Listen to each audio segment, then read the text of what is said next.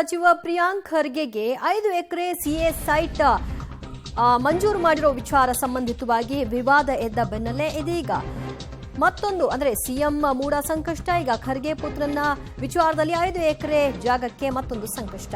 ಕೆಐಎಡಿಬಿಯ ಹೈಟೆಕ್ಸ್ ಡಿಫೆನ್ಸ್ನ ಒಂದು ಸೈಟು ಪರಿಶಿಷ್ಟ ಜಾತಿ ಕೋಟಾದಡಿ ಸಿದ್ಧಾರ್ಥ ವಿಹಾರ್ ಟ್ರಸ್ಟ್ಗೆ ಭೂಮಿಗೆ ಆಕ್ರೋಶ ಈಗ ವ್ಯಕ್ತವಾಗ್ತಿದೆ. ಭೂಮಿ ಹಂಚಿಕೆ ಹಿಂದೆ ಖರ್ಗೆ ಅವರ ಪಾತ್ರ ಇದೆಯಾ ಅನ್ನೋ ಪ್ರಶ್ನೆಯಲ್ಲಿ ಮನೆ ಮಾಡ್ತಾ ಇದೆ. ಬಿಜೆಪಿ ನಾಯಕರು ಗಂಭೀರ ಸ್ವರೂಪದ ಆರೋಪವನ್ನ ಈ ಪ್ರಕರಣದಲ್ಲಿ ಮಾಡ್ತಾ ಇದ್ದಾರೆ. ಒಂದು ಕಡೆಯಲ್ಲಿ ಸಿಎಂ ಸಿದ್ದರಾಮಯ್ಯನವರ ಸರ್ಕಾರಕ್ಕೆ ಮೂಡ ಸಂಕಷ್ಟ. ಸಿದ್ದರಾಮಯ್ಯನವರು ಅದನ್ನ ಫೇಸ್ ಮಾಡ್ತಾ ಇದ್ದಾರೆ. ಅವರ ಪತ್ನಿಗೆ ನಿವೇಶನ ಹಂಚಿಕೆ ಆಗಿರೋ ವಿಷಯದಲ್ಲಿ ಪ್ರಾಸಿಕ್ಯೂಷನ್ಗೆ ಅನುಮತಿ ಸಹ ಕೊಡಲಾಗಿದೆ. ಇದರ ಬೆನ್ನಲ್ಲೇ ಪ್ರಿಯಾಂಕ್ ಖರ್ಗೆಯ ವಿಷಯವಾಗಿ ಕೂಡ 5 ಎಕರೆ ಸಿಎ ನಿವೇಶನ ಮಂಜೂರಾಗಿದೆ. ಅವರ ಕುಟುಂಬ ಮಾತ್ರನೇನಾ? ಹಾಗಾದ್ರೆ SC ST ಒಂದು ಇದರಲ್ಲಿ ಲಾಭವನ್ನ ಪಡ್ಕೊಳ್ಳೋದು, ಬೇರೆ ಯಾರು ದಲಿತರಿಲ್ವಾ, ಬೇರೆಯವ್ರಿಗೆ ಅನುಕೂಲ ಪಡ್ಕೊಳ್ಳಿಕ್ಕೆ ಅವಕಾಶ ಇಲ್ವಾ ಅಂತ ಎಲ್ಲ ಪ್ರಶ್ನೆ ಮಾಡಿದ್ದಾರೆ. ಪತ್ರಿಕೆಗಳಲ್ಲಿ ನಮ್ಮ ನಾಯಕರ ಹೇಳಿಕೆಗಳನ್ನ ಈ ವಿಚಾರದಲ್ಲಿ ಗಮನಿಸಿದ್ದೇನೆ.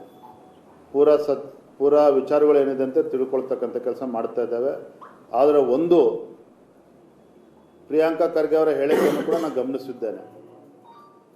ಇಲ್ಲಿ 5 ಎಕರೆ ಅವರ ಟ್ರಸ್ಟ್ಗೆ, ಮಲ್ಲಿಕಾರ್ಜುನ್ ಖರ್ಗೆ ಕುಟುಂಬದ ಒಡೆತನದ ಟ್ರಸ್ಟ್ಗೆ 5 ಎಕರೆಯನ್ನು ಅಲಾಟ್ ಆಗಿದೆ.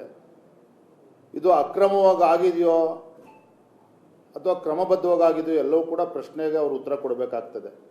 ಆ KDB ಲ್ಯಾಂಡ್ 5 ಎಕರೆ ಲ್ಯಾಂಡನ್ನು ಅವ್ರಿಗೆ ಅಲಾಟ್ ಮಾಡೋಕ್ಕೂ ಮುಂಚೆ ಎಷ್ಟು ಅರ್ಜಿಗಳನ್ನು ಕರೆದಿದ್ರು, ಯಾರ್ಯಾರು ಟ್ರಸ್ಟ್ ಈ ಜಮೀನಿಗೆ CA ನಿವೇಶನ ಅಂತ ಕರೆದ್ರೆ 5 ಎಕರೆ CA ಜಮೀನು ಏನು ಖರ್ಗೆ ಕುಟುಂಬಕ್ಕೆ ಅಲಾಟ್ ಆಗಿದೆ, ಯಾರ್ಯಾರು ಅರ್ಜಿದಾರರಿದ್ದರು, ಇವೆಲ್ಲವೂ ಕೂಡ ಮಾಹಿತಿ ಪಡೆದುಕೊಳ್ಬೇಕಾಗ್ತದೆ.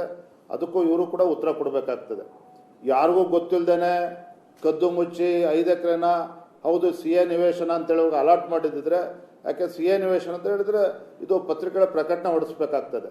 ಇದೆಲ್ಲದ್ರ ಬಗ್ಗೆ ಮಾಹಿತಿ ತೆಗೆದುಕೊಳ್ತಾ ಇದ್ದೇವೆ. ಬರೋದ್ರಿಂದಲೇ ಮಾತನಾಡ್ತಾ ಇದ್ದೇವೆ.